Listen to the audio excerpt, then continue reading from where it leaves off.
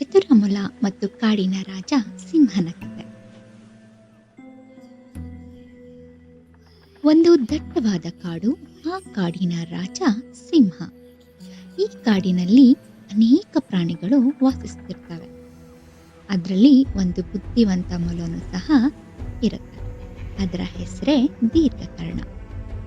ಕಾಡಿನ ರಾಜ ಸಿಂಹ ದಿನವೂ ಅರಣ್ಯದ ಪ್ರಾಣಿಗಳನ್ನ ಹಿಡಿದು ತಿಂದು ಹಾಕ್ತಿತ್ತು. ಎಲ್ಲಾ ಪ್ರಾಣಿಗಳು ಭಯಗೊಂಡು ಜೀವಿಸಲು ಪರದಾಡ್ತಿದ್ವು.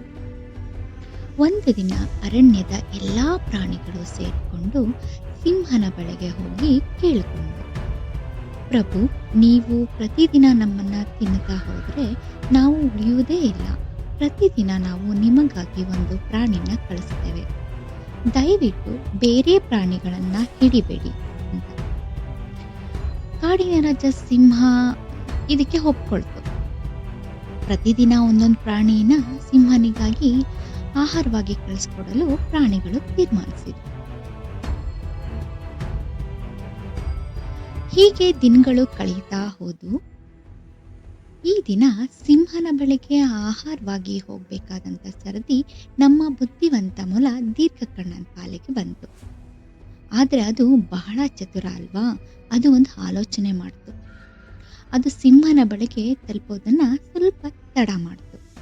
ತುಂಬಾ ತಡವಾದ ಕಾರಣ ಕಾಡಿನ ರಾಜ ಸಿಂಹ ಕೋಪಗೊಂಡು ಕೇಳ್ತು, ಏನ್ ನೀನು ಈಗ್ಲೂ ಬರ್ಲಿಲ್ಲ, ಯಾಕೆ ತಡ? ದೀರ್ಘಕರ್ಣ ಮೊಲ ತಡವರ್ಸ್ಕೊಂಡು ಹೇಳ್ತು, ಪ್ರಭು, ನಾನು ಬೇಗನೆ ಬರ್ತಾ ಇದ್ದೆ. ಆದ್ರೆ ಹಾದಿಲಿ ಮತ್ತೊಂದು ದೊಡ್ಡ ಸಿಂಹ ನನ್ನನ್ನ ತಡೀತು. ಅದು ಹೇಳ್ತು, ಈ ಅರಣ್ಯ ನನ್ನದು, ನಾನು ಇಲ್ಲಿಯ ರಾಜ ಅಂತ. ಅದರಿಂದ ತಪ್ಪಿಸ್ಕೊಂಡು ಈ ವಿಷಯನ ನಿಮ್ಗೆ ಹೇಳೋದಿಕ್ಕೆ ನಾನು ಓಡೋಡಿ ಬಂದೆ. ಹಾಗಾಗಿ ತಡವಾಯ್ತು ಅಂತ. ಇದನ್ ಕೇಳಿದ ತಕ್ಷಣ ಆ ಕಾಡಿನ ರಾಜ ಸಿಂಹಗೆ ಕೋಪ ಬಂತು.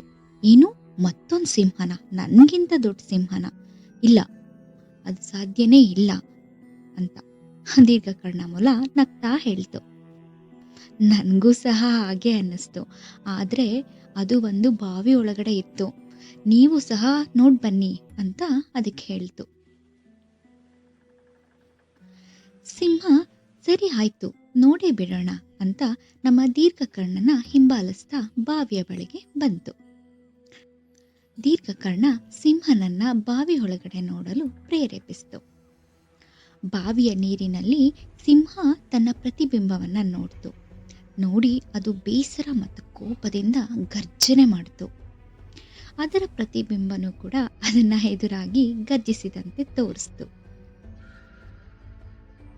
ಕಾಡಿನ ರಾಜ ಸಿಂಹ ನನಗೇ ಪ್ರತಿಯಾಗಿ ಗರ್ಜಿಸ್ತಾ ಇದ್ದಾನೆ ಅಂತ ಅಂದ್ಕೊಂಡು ಅದನ್ನ ಬಿಡಬಾರ್ದು ಅಂತ ಹೇಳಿ ಅಂದ ಕಾಡಿನ ರಾಜ ಸಿಂಹ ಬಾವಿಯೊಳಗಡೆ ಜಿಗಿದು ಮುಳುಗಿ ಸತ್ತೋಯ್ತು.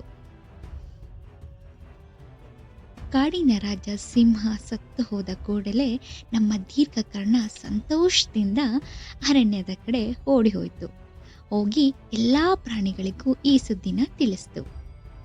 ಕಾಡು ಮತ್ತು ಅರಣ್ಯ ಸುರಕ್ಷಿತವಾಯಿತು ಮತ್ತು ದೀರ್ಘಕರ್ಣನ ಚಾತುರ್ಯತೆಯಿಂದ ಎಲ್ಲರೂ ಸಂತೋಷದಿಂದ ಬದುಕಲು ಪ್ರಾರಂಭಿಸಿದ್ರು.